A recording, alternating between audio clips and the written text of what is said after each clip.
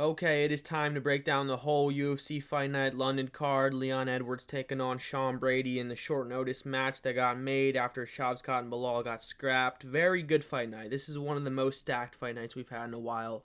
A lot of prospects, not really a lot of ranked fighters, but a lot of hyped up prospects, a few undefeated ones, really good competitive matchups. I think the UFC cooked really good here. This is a good fight night, good matchups. I'm excited. And I think there's a lot of good underdog picks in this card. At least I picked a lot. It might age badly, but I think there's a lot of underdog picks, a lot of money to be made. Gamble responsibly, you degenerates. But let's just start first with the first fight of the night in Garam Kutaledze taking on Kawhi Fernandez. All right, this is a very good fight. We have Garam coming off of his win against Jordan Vucenic, and Kawhi coming off of his win or KO win against Yaya. What was his name? Muhammad Yaya, I think. Not the best win in my opinion. Muhammad Yaya is not that good. Not really done much in the UFC so far. And in Kawhi's fight before that against that one really good prospect, I forget his name, but he looked kind of bad in that fight. He lost it by decision. He kind of gassed in the first round, so it's not the best look going against a guy in Karam who's very tough, very durable, very high output, good gas tank, well-rounded, good grappler. He can defensively and offensively grapple. Not really a big submission threat, but Garam is good. I think he's kind of overrated. A lot of people hype him up, but he's good. He is good. High output, dangerous. Maybe puts his chin on the line a lot. His defense is kind of bad at times, but I think he gets this one done. I think Garam can beat Kawhi. I just don't think Kawhi is on his level. Honestly, I think this is a pretty easy pick. I think Garam gets this one done. Unless it's like an early finish where Kawhi has a really good first round, because I do think, obviously, he's the most dangerous in the first round. I mean, not all fighters are. Some fighters have to build into the fight, and their gas tank is good, so they use it against the fighter and to win, and build momentum and break wills. But I think Garam will stand the first round. I think he can handle a first round Kawhi. All right, and he gets this one done probably by decision because Kawhi is really good, but I think his grappling will fail him in this fight. His takedown defense is really iffy at times, and I think Garam will get him down when he needs to, control him enough to win the rounds, and just slightly out tip for tap him on the feet, out damaging him. Give me Garam Kutaledze by decision. Next we have Colin Logren taking on Nathan Fletcher. This is an actual hard one. I'm gonna be real. This pick is difficult. All right, man. Both these guys pretty untested. Nathan Fletcher coming off of his submission debut against Ziggy Montas, which I picked Ziggy Montas to win that fight, so he proved me wrong. He's very good. Way better of a grappler than I realized up until now. And his submission threats are real. He is a very big submission threat in this fight. But it's tough because Colin is very short and stocky. Has good takedown defense, so it's going to be hard to implement the wrestling to actually have a real submission threat available in this fight. It's tough. I'm going to go Nathan Fletcher because I like his striking more. I think he's less plotty. I don't like Colin's plottiness. He's kind of just marching forward, just doing that off-putting pose with his head. He looks kind of zesty doing it, not trying to say anything by that, but he just looks weird. Very plotty, just marches forward and just sticks his hand out there, sticks his fingers out there, not really doing a whole lot of nothing, Nathan Fletcher, on the other hand, very active striker. Not overthinking, not plotty on his feet. He's going to come forward. He's going to strike to set up the takedowns, implement the takedown threat, get the takedown, and then threaten submissions. That's the kind of fighter he is. He's very well-rounded. And yeah, I think I'm going to pick him. I'm not going to overthink this. I think he's the favorite. I don't know. Maybe he's not. If he isn't, that's another underdog pick. I picked a lot on this card. I'm going to be real. Not yet, man. These two favorites in a row. He should be the favorite. He has the size advantage by a lot, the reach advantage. His record is slightly better, I think. He has one less loss and more finishes. I just think Nathan Fletcher gets this one done. He's very good, very game, and just more well-rounded, I think. I think he'll outreach him on the feet, and if he can't get the takedowns, he'll output him for 3 rounds. I do think Colin probably has the finishing potential here on the feet more, because Nathan's kind of a pillow puncher, but I don't know. I'm not trusting Colin to get the knockout here. Give me Nathan Fletcher by decision. Next we have Shwana Bannon taking on Pooja Tomar. I'm going to go Shwana Bannon. She's slightly less plotty. Tomar doesn't do anything. She backs up the whole fight, trying to counter-strike, overthinking everything she does, throwing some decent calf kicks at times, but this is annoying because Bannon is bad too. She puts her chin on the line like Yuri. She has no head movement. She gets hit in the face every punch the opponent throws at her. I don't want to pick her, but after watching the Bannon fights, I was like, I'm not picking this bitch. And then I watched the Tomar fights. I'm like, I'm not picking this bitch either. What the fuck is this? These both are such low level. I'm gonna go Bannon here. Give me her by decision. Next we have Andrei Palyaev taking on Christian Leroy Duncan. I'm gonna go Christian Leroy Duncan. All right, I know I said I'm picking a lot of underdogs, man. I lied. These are all favorites so far, but it's true. Just wait. All right.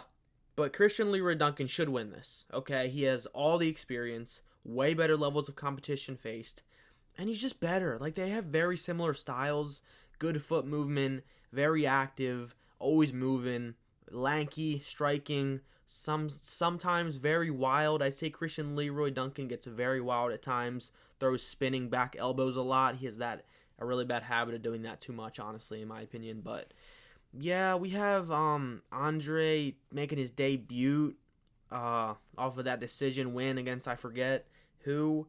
He's good. They're very similar. Like, they're both very similar. Tall, lanky guys who have good foot movement. I'd say Leroy's more of a, not runner, but like, he kind of runs, you know. He uses his foot movement to his advantage. He's constantly moving backwards, looking for counter strikes, using his lanky jab, sticking it out there, while Andre is usually the one marching forward in his fights, believing in his power, believing in his hands. I think Christian Leroy Duncan is the better grappler, though. So I think if he implements his grappling, just one takedown per round, man. If you're out striking him, just implement the one takedown per round rule. That's what the Dagestanis do, and they get that shit done every time, all right? Well, not every time. We saw that with Umar, but bro, just take him down once. I don't care how good you're piecing him up. Don't trust the judges, okay? Take him down once per round. Make it clear that you're dominating him in every aspect of MMA, all right? Christian Leroy Duncan should win this. I'm not going to overthink it. Andre is very good, but I think he has just less power, less experience. We have Christian Leroy Duncan coming off of a pretty bad loss to RoboCop, but he didn't lose on the feet. Like, he was doing really good on the feet in that fight. It's the takedown that really fucked him up, and RoboCop has really good jiu-jitsu, so I'm not surprised he got taken down and controlled. I just don't think Poltrowski could take him down and control him like that. Maybe could control him, but I don't think he could take him down like that. So give me Christian Leroy Duncan. I'm going to pick him by knockout. I think he comes back, gets a knockout win in the late third round after Andre's just not used to the output, not used to the volume from someone like Christian Leroy Duncan. He just beats him up, gets him too hurt, tires him out, and TKOs him late in the third round. Give me him by finish. Next we have Marcin Tybura taking on Mick Parkin. Man, this is a fun one, all right? Mick Parkin, the undefeated heavyweight prospect, and then we have the prospect killer himself, okay? Marcin Tybura just killed an undefeated heavyweight, finished him, beat him into the dirt, all right? And Renato Diniz made that shit look easy, all right? Marcin Tybura is really good. Okay, he's one of the good heavyweights. He can actually finish people consistently. His ground and pound is some of the most vicious in the division. You know, people forget, man, but if he had got down Tom Aspinall, who knows what would have happened, all right? He might have just finished him. If he gets you down, you're probably not getting up for the whole rest of the round, and if he does get you down early in the round, he's probably going to finish you. Marcin Tybura, it's just hard to stop his elbows. It's really hard. Wrist control is not enough sometimes. He's just too strong, too heavy, and too persistent with those fucking vicious elbows he throws. I'm going to go Marcin Tybura. Like, This is probably going to end up being a bad pick in hindsight, but I just think he gets this one done. I think Mick Parkin has good takedown defense. I don't think he's been taken down in the UFC so far, but I also don't think he's faced anyone who has good grappling. So, yeah, like he's fighting people like Muhammad Usman who aren't shooting a takedown. Is his striking really good? Yes, he will outstrike Marcin Tybura on the feet. He'll outpower him. He'll outvolume him. He'll probably outcardio him and maybe finish him in the third round. I can see that happening. But I'm going to go Marcin Tybura. I think he gets this one done by third round, ground and pound finish. Okay? I just think if he can get him down in the first round, he will get him down multiple times in the next round, second round, third round. He'll get him down over and over until he just batters him, cuts him up, has him bleeding all over the place, and finishes him. Give me Marcin Tybura by finish, taking another O, another donut from another undefeated heavyweight and eating it. Next we have Lonier Cavana taking on Felipe Dos Santos. All right, this is a very hard one in my opinion. I don't think this is as one-sided as the odds make it out to be. I think Felipe Dos Santos is coming off some losses. Yeah, he only has one win in the UFC so far. It's not a good look. He was looking like a really good prospect after he gave that really competitive fight with Manel Cap. But I'm going to pick Felipe Dos Santos. I think Cavana is really good. He's so cool. I picked him in his last fight. I want to see him succeed. He's undefeated, right? I think he's 9-0 or something. He's really good. He's also very small, undersized for flyweight, which is just tough, all right? Him and Joshua Van will be a good fight. Please make that happen in the future. But, yeah, like, Cavana is really good, but he puts his chin on the line so much. He's always getting chinned in his fights. He always gets rocked in them for some reason. He's just always getting hurt. It's not a good look. He has a good chin, good recovery. But Felipe Dos Santos, man, he's really good. He's a good grappler. And I think that's how he gets this one done. I think he uses the grappling to just I think he uses the grappling to out-grapple him. Yeah, no shit. But, like, Cavana is good, but he's just small. And I haven't seen his grappling really utilized yet and proven so far. While Felipe Dos Santos, sure, he got out-grappled by Andre Lima. But Andre Lima's really good. He's also another dirty Brazilian who can grapple really good. He's a good control grappler. He can submit people. He can control them. So I think Felipe Dos Santos, if he doesn't sub him, he'll slightly out-tiffer tap him on the feet and get the takedowns, and that will be the difference. I don't think Cavana will be getting the takedowns. I think Felipe Dos Santos will be getting them and maybe even subs him. I think he does have more UFC experience. He's been in there with tougher opponents, and he has a better chin. He never gets hurt. He always marches forward, put that constant pressure on. Give me Felipe Dos Santos here by third round submission. Next we have Jai Herbert taking on Chris Padilla. I'm going to go Chris Padilla, and this is probably my worst pick of the card, but I believe in Chris Padilla. Okay, after his performance against Rong Zhu and that nasty elbow to the eye that got it stopped, I believe in Chris Padilla. I've picked him in both of his UFC fights so far. I think he's really good. And I think Jai Herbert, man, he's so talented. He's one of the most talented fighters I've ever seen watch. But his fight IQ and plottiness and low output bites him in the ass every fight. He's coming off of a win, but before that it was a 2-loss streak, and I think it was a 1 win, and then before that it was another 2-loss streak. He's really bad at just getting the fucking hand raised, you know? He's just not really good at putting it all together. He's very low output. Maybe that says his gas tank just isn't good enough to be high output, which is usually the case with these plotty guys. They know they're going to gas if they let their hands go too much, so they are restrictive on themselves on purpose. It's not just overthinking and not knowing when to strike. It's also just they don't believe in their gas tank to throw high output. So I'm going to go Chris Padilla. I think being the shorter guy will not hinder him here. Jai Herbert does have really good kicks. I could see him head kick KO and Chris Padilla trying to come in the pocket and land a big hook or uppercut or body shot or something like that, and just getting caught with a head kick, kind of like he did to Poirier. But nah, like Jai Herbert's never looked as good as he did against Taporia. He just hasn't. He's never been the same. He's been flatlined a few times now. I think that wasn't his only time getting flatlined. I think he's been flatlined once before that as well. He's been finished. I think Chris Padilla has all the finish potential here.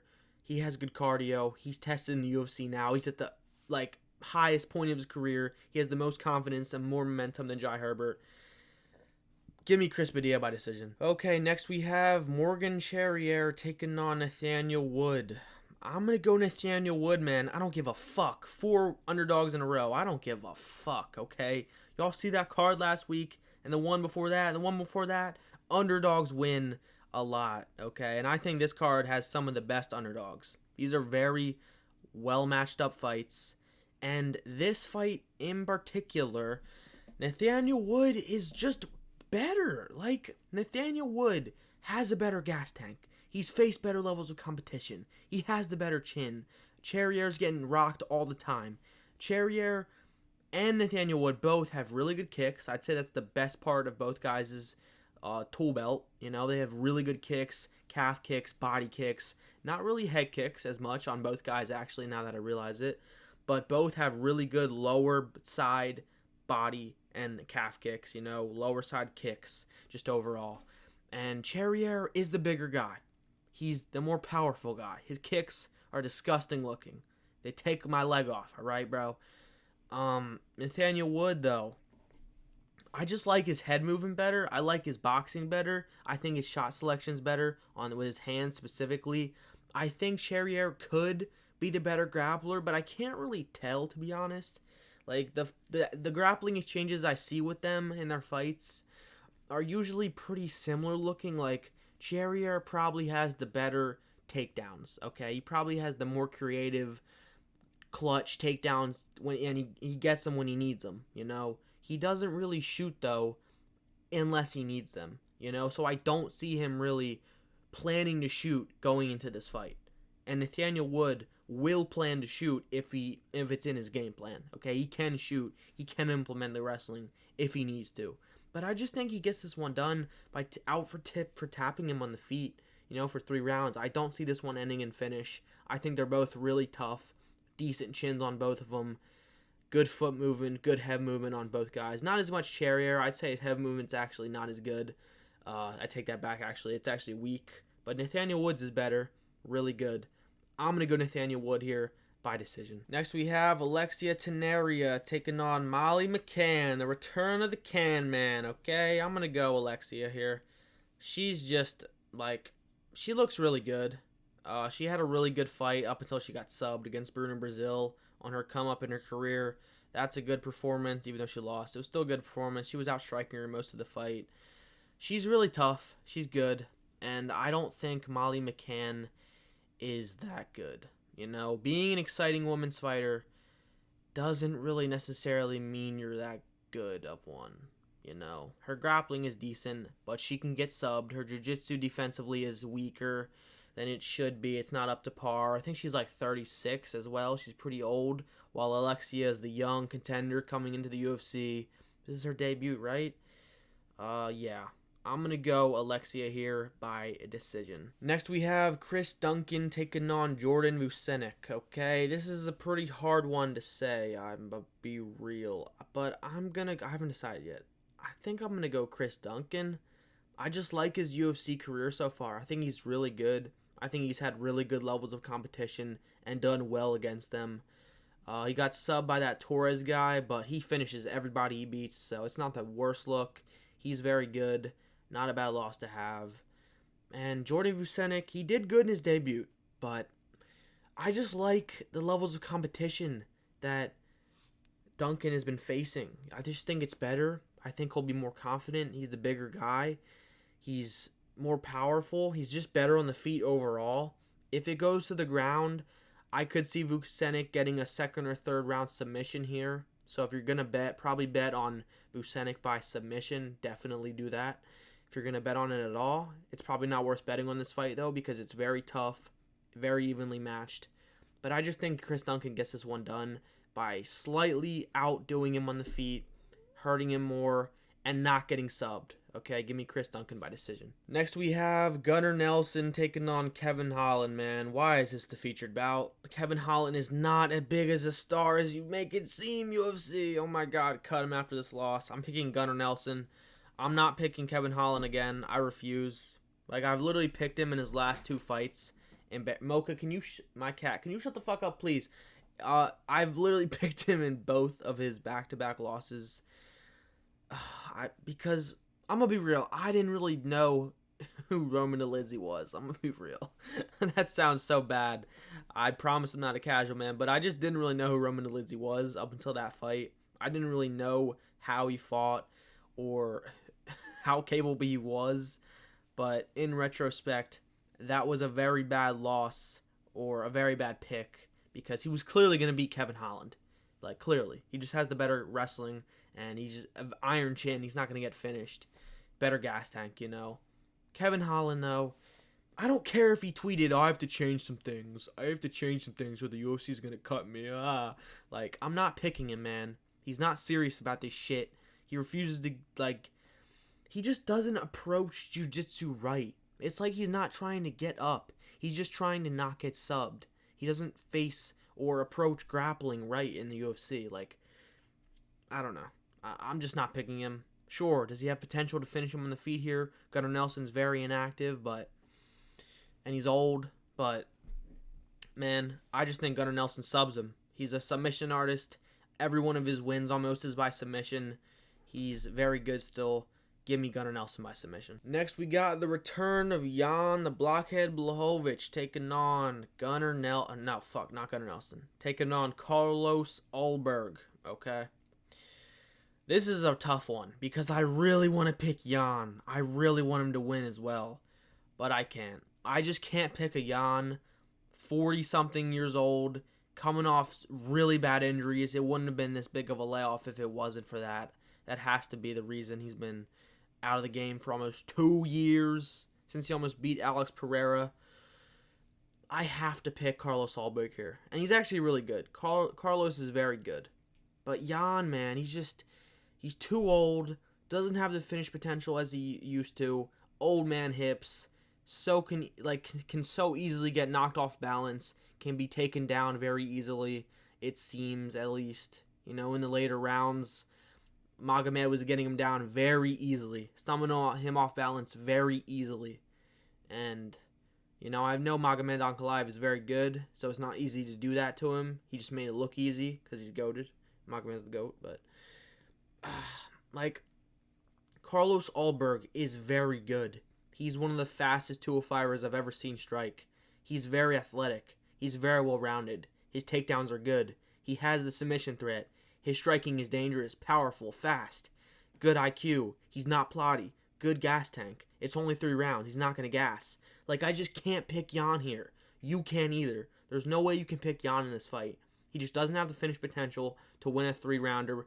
Like, he doesn't have a 3-rounder winning potential anymore. He just isn't as high output. Sure, could he get it done with the basics, man? The basics, like the big old leg kicks, the big old low kicks, the big old jabs. Sure, but I don't think he's gonna. I don't think Carlos Ulberg's gonna let him. I think he's gonna output Jan, out-damage him, and get the takedowns if he needs them. Give me Carlos Ulberg by decision. I still think Jan is too tough to get finished by him. Next, we got the main event, the return of Leon Rocky Edwards, the champion. All right, taking on Sean Brady. All right. This is a tough one because as soon as this fight got announced, I was like, oh, Sean Brady, he's going to win. He'll probably be the underdog. You know, I think he's going to win. Up until today, I was picking Sean Brady. I really was. But I don't know anymore because I'm watching back his fights today and yesterday, and he's just not as impressive as I thought he was. I still think he's one of the most well-rounded 170ers. He's so well-rounded, but he's just not really super good at one thing. His jiu-jitsu, very good, but he's not going to submit anybody with actual good jiu-jitsu and good submission defense. His gas tank is really good, I do think that could like win him this fight. His striking technique, very good, but he lacks the power. All right, his kicks aren't the best. He kind of has old man looking hips. Uh, has a really good resume, only getting finished and losing to Bilal Muhammad.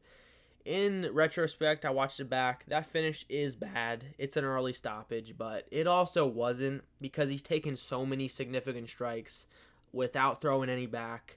The ref, honestly, now that I think about it, I take that back. It was a fine stoppage, but it was just not the best look.